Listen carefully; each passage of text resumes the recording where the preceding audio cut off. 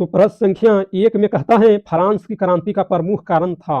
तो इसका correct answer है निरंकुश शासन, ऑप्शन ख। और प्रश्न संख्या 2 में कहता है फ्रांस में किस शासक वंश की स्थापना बिना कांग्रेस के द्वारा की गई थी। तो इसका करेक्ट आंसर है बुर्बो वंश, ऑप्शन गो। और प्रश्न संख्या 3 में कहता है नेपोलियन संहिता किस वर्ष लागू की गई। तो इसका करेक्ट आंसर है 1804 में, ऑप्शन घ। और प्रश्न संख्या 4 में कहता है इटली एवं जर्मनी वर्तमान में किस महादेश के अंतर्गत आते हैं। तो इसका करेक्ट आंसर है यूरोप, ऑप्शन गो। और प्रश्न संख्या 5 में कहता है बिना कांग्रेस कब हुआ था। तो इसका करेक्ट आंसर है 1815, ऑप्शन को। और प्रश्न संख्या 6 में कहता है 1830 की क्रांति के बाद फ्रांस में किस प्रकार का शासन स्थापित हुआ।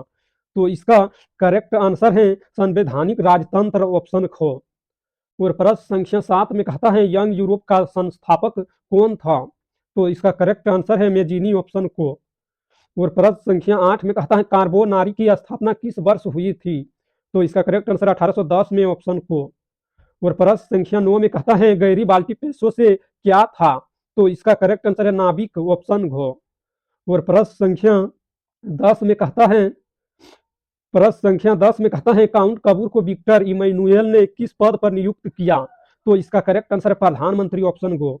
और प्रश्न संख्या 11 में कहता है इटली के एकीकरण में निम्न में से किसका संबंध नहीं है। तो इसका करेक्ट आंसर बिस्मार्क, ऑप्शन को। और प्रश्न संख्या 12 में कहता है जर्मनी एवं इटली के एकीकरण के विरुद्ध निम्न में कौन था। तो इसका करेक्ट आंसर है ऑस्ट्रिया, ऑप्शन गो। और प्रश्न संख्या 13 में कहता है बिस्मार्क क्या था। तो इसका करेक्ट आंसर है कूटनीतिज्ञ, ऑप्शन घ। और प्रश्न संख्या 14 में कहता है हीगेल कौन था।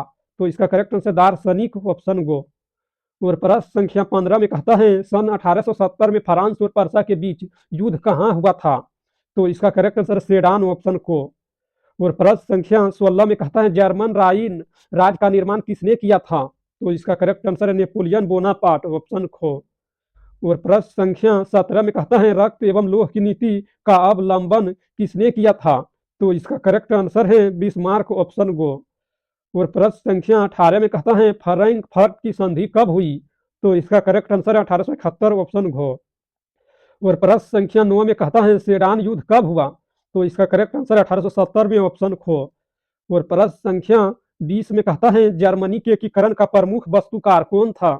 तो इसका करेक्ट आंसर है बिस्मार्क, ऑप्शन घ। प्रश्न संख्या 21 में कहता है 1871 में कौन सी संधि हुई थी।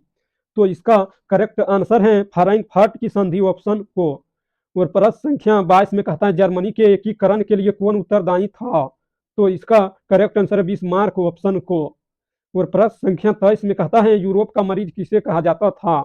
तो इसका करेक्ट आंसर है तुर्की, ऑप्शन को। और प्रश्न संख्या 24 में कहता है यूरोप वासियों के लिए किस देश का साहित्य एवं विज्ञान प्रेरणा का स्रोत रहा है। तो इसका करेक्ट आंसर है यूनान, ऑप्शन को। और प्रश्न संख्या 25 में कहता है यूरोपीय समझौता का पालना किस देश को कहा जाता है। तो इसका करेक्ट आंसर है यूनान, ऑप्शन घ।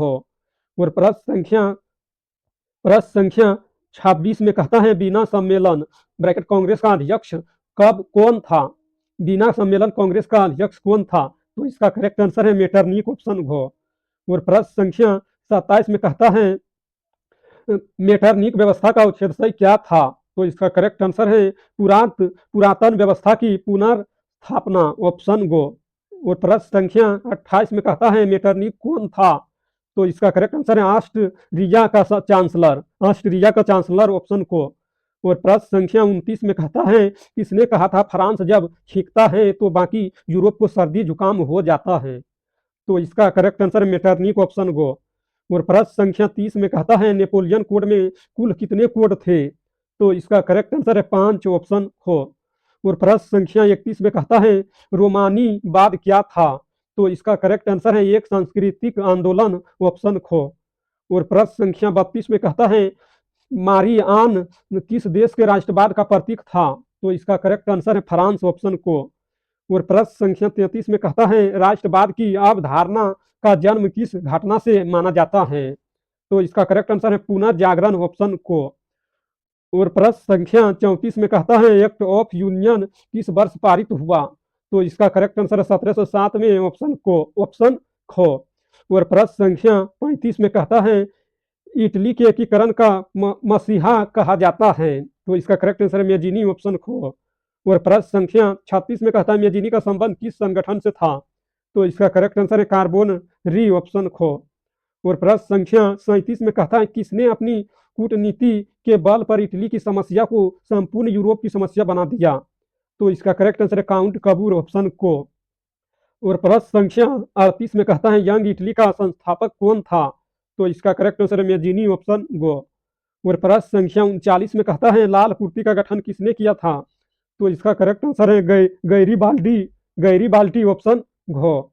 और प्रश्न संख्या 40 में कहता है कबूर कौन था, तो इसका करेक्ट आंसर है इटली का प्रधानमंत्री ऑप्शन खो।